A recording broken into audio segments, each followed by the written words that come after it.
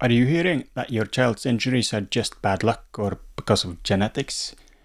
You need to stop listening to that because the difference between a player who breaks, like Eden Hazard here, and a bulletproof player is not dumb luck. It's a specific equation. And as a sports physio, I can tell you that most youth clubs are ignoring it. The problem in youth soccer is that most clubs operate on a one-size-fits-all model. They train the fragile player exactly the same way they train the bulletproof player. Today, I'm going to walk you through that equation. I'm going to show you the 5 distinct buckets that determine durability. Once you understand these, you can look at your child's schedule and spot the inefficiencies that lead to injury before they happen. Before we dive into the 5 buckets, we need to address a common misconception. We all look for the silver bullet. If I buy the boots with the specific stud pattern, will that save my kid's ACL? If we do this one specific exercise, is she safe from hamstring strains? The reality is that injury is rarely caused by one thing. It's usually a cumulative failure of a system. Think of your child's capacity like a bucket. Throughout the week, we pour water into that bucket. The water represents stress and load. Sprint training, water in the bucket. Game on Saturday, a lot of water in the bucket. Academic stress, more water. If the bucket overflows, the tissue can fail, and that's the injury. The difference between the durable player and the injury-prone player comes down to 2 simple questions. How big is their bucket, and how fast is the tap pouring? Let's look at factor number 1. We have to be honest here, genetics play a significant role. And in the endurance world, this is accepted science. We know that some runners can run 100 miles a week and their tissue adapts perfectly. They have a big bucket. Their tendons, bones and cartilage have a high genetic set point for load tolerance. Then you have other runners who break down if they go over 40 miles. Their tissue tolerance is naturally lower. They have a smaller bucket. Now, look at a typical youth soccer team. You have 18 to 25 kids statistically. 1 or 2 of them are genetic lottery winners. They're the Bruno Fernandes types. They can play 3 games in a weekend, eat poorly and wake up just fine. But your child might be in the middle, or they might have lower natural tolerance. But the issue isn't your child's genetics per se. The issue is the training environment. You see, most coaches apply the exact same volume and intensity to every single player because it's really hard to differentiate between individual players. Everyone does 10 sprints, everyone plays 90 minutes. If your child is a 40-mile bucket but's being forced to do a 100-mile schedule to keep up with the genetic outliers, there's a high probability that they will eventually overload. If genetics determines the size of the bucket, the single biggest statistical predictor of a future injury is a previous injury. This is where the Eden Hazard comparison becomes relevant. When a player gets injured, let's say a moderate ankle sprain, 2 things happen. You have tissue healing, the ligaments repair themselves, usually somewhere around 4 to 6 weeks depending on the injury. And you have something called neuroplasticity. That's the brain changing how it controls and moves the body. When you're in pain, your brain is incredibly smart. It creates a protective pattern. It inhibits the muscles around the ankle and shifts the load to the knee, the hip, or the other leg. Here's the trap though. The pain goes away. The player is clear to play. But often the brain is still protecting that healed body part.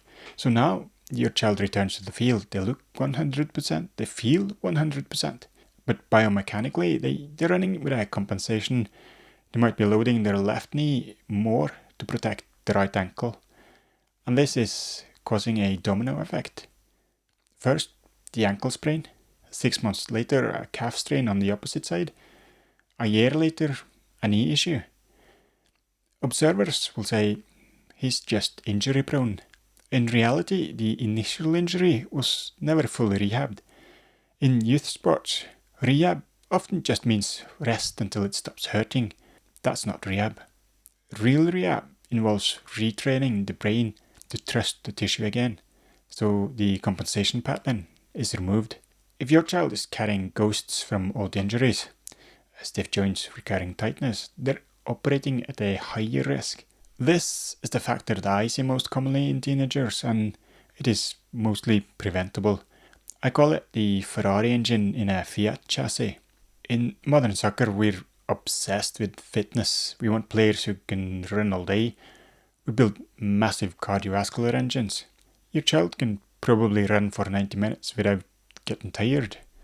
And that's the Ferrari engine. We often ignore the chassis. The chassis is the structural strength, the tendons, the ligaments, and the raw muscle power required to handle the force that the engine generates. Think about the way Messi or Mbappe plays. It's not just about running, it's about stopping. It's cutting, it's accelerating. The amount of force going through the knee and quadriceps during a high-speed deceleration is immense. If your child has the engine to sprint into a tackle at 20 miles per hour, but they don't have the muscle strength to absorb that force, the car could fall apart. The engine overpowers the frame, and this comes down to prerequisites. Does your child have the prerequisite strength to play their style? If they are an explosive winger, do they have the eccentric hamstring strength to handle that speed?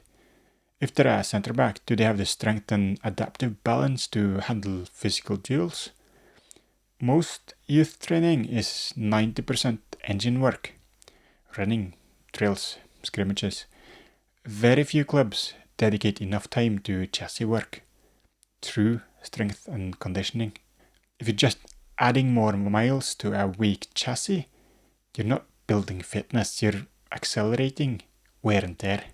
This is the factor that old school mentalities often dismiss, but the physiology is undeniable. Psychological stress is physical load. When your child is stressed, whether it's exams, social pressure, or high expectations from home, their body releases the hormone cortisol. Cortisol has tangible physical effects on an athlete. They are literally tighter and stiffer. And stress creates tunnel vision. When a player has tunnel vision, they don't see the tackle coming. They don't brace for impact in time. When their muscles are hypertense from stress, they tear more easily under load. We saw this with Hazard at Real Madrid. His decline coincided with immense media pressure regarding his transfer fee. The external stress was enormous, and his body stopped tolerating the physical load. For your child, the stressor probably isn't the Spanish media. It could be finals week. It could be a conflict with a friend. If your child is going through a high stress period, their bucket is already half full of stress water. If you then try to pour a full gallon of high intensity training on top of that, it could overflow. A strategic parent knows that when academic or life stress is high, physical load needs to be modulated. You can't max out both dials at the same time without suffering some kind of consequence. Finally, we have lifestyle factors. This is where the gap between the pros and the amateurs really widens. I see a lot of parents investing in the 1% tools, massage guns, compression boots, cryotherapy, but they ignore the 99% tools, sleep and nutrition. Sleep is the single most potent recovery tool we have. It's the only time the body releases human growth hormone in significant pulses to repair the microtrauma from training. If your child is training like a pro, but sleeping like a teenager, 6 hours and phone in bed, they're doing the damage without the repair. If a player has average genetics but elite recovery habits, they can often outlast a talented player with poor habits. They're emptying their bucket every single night, so they start the next day fresh. The players who stay fit for a decade, the Fernandeses, the Messis, are masters of boring consistency. So let's put it all together. When you see a player break down, it's rarely just one thing. It's usually a genetic limit on load tolerance, plus a previous injury that wasn't fully rehabbed, plus a high stress environment, plus a lack of strength, minus adequate sleep and nutrition. It's more of a math problem. If you want your child to be durable, it's best not to just hope for good luck. You can manage the luck using that equation yourself.